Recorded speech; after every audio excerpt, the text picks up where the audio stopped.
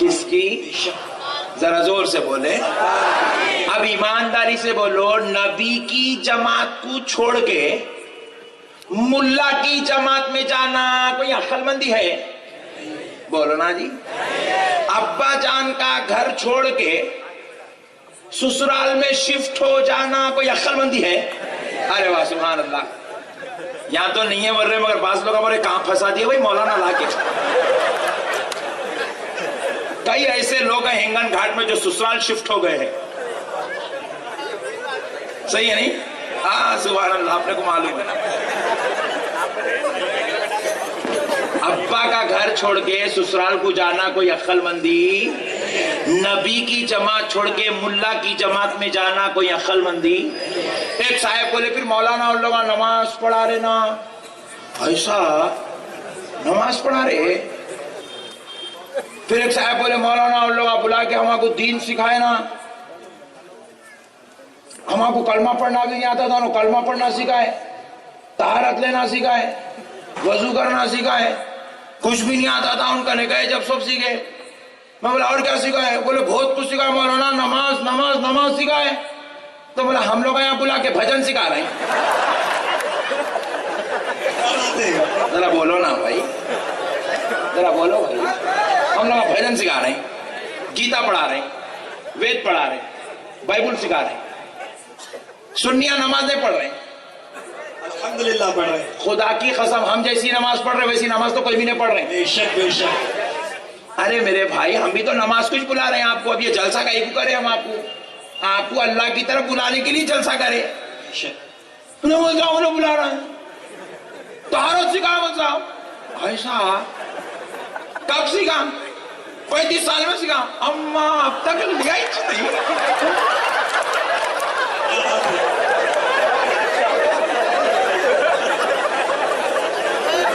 بولے تو سوچ کے تو بول, ہولے کیا بول رہا. اچھا میں بولا طہارت لینا کہاں سیکھا؟ جماعت میں جا کے سیکھا. کتنے دن گیا سیکھا؟ 4 مہینے گیا تھا. ارے بولا ہولے طہارت لینے کتنی دیر لگتی؟ بولے 5 منٹ. 5 منٹ کی طہارت سیکھنے 4 مہینے غائب ہو جاتا. چچورے پنے کی حد ہو گئی میرے بھائی.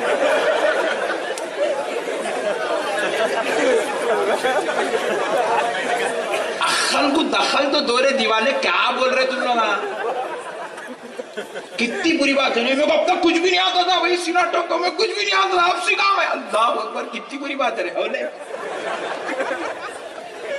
35 سال کا ہو گیا اب تک طہارت نہیں آ. کیا کیا کرا کہ اب تک. اللہ معاف کرے, اللہ ہدایت دے یہ ہولی قوم کو. کیا دیوانے بنے کے بات ہے میرے بھائی.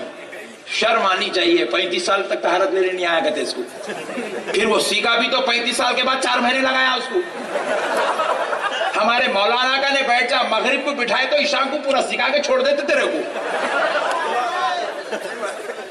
پیارے بزرگ اور دوستو, ایک صاحب بولے میں وہاں گیا بول کے دین سکھا مولانا.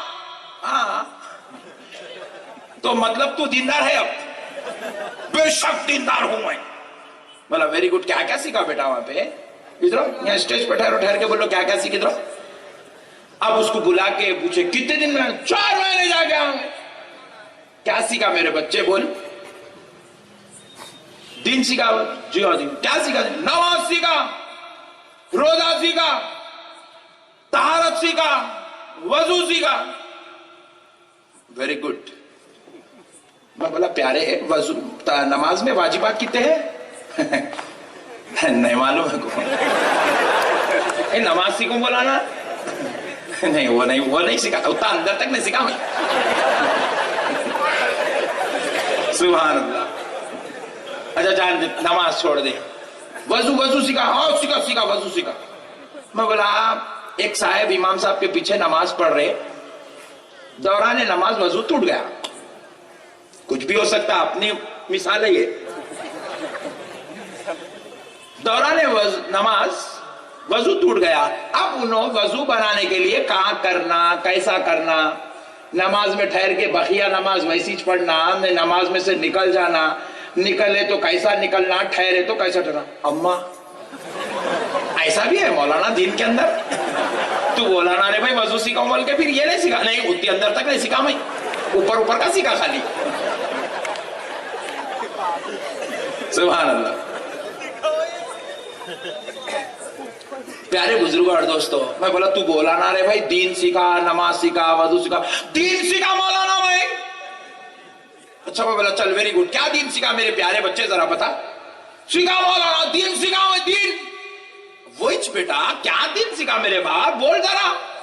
بولو مولانا، بول بچے کیا دین سکھا. دیکھو مولانا سکھا میں فاتحہ نہیں دینا، سلام نہیں پڑھنا، درگاہ کو نہیں جانا، عرس نہیں کرنا، ماں باپ کے پیرا نہیں پڑھنا، فاتحہ نہیں دلانا، میلاد النبی نہیں کرنا، گھر میں امام حسین کا شربت نہیں بنانا، یا حسین یا غوث یا خواجہ یا علی یا رسول اللہ نہیں بولنا.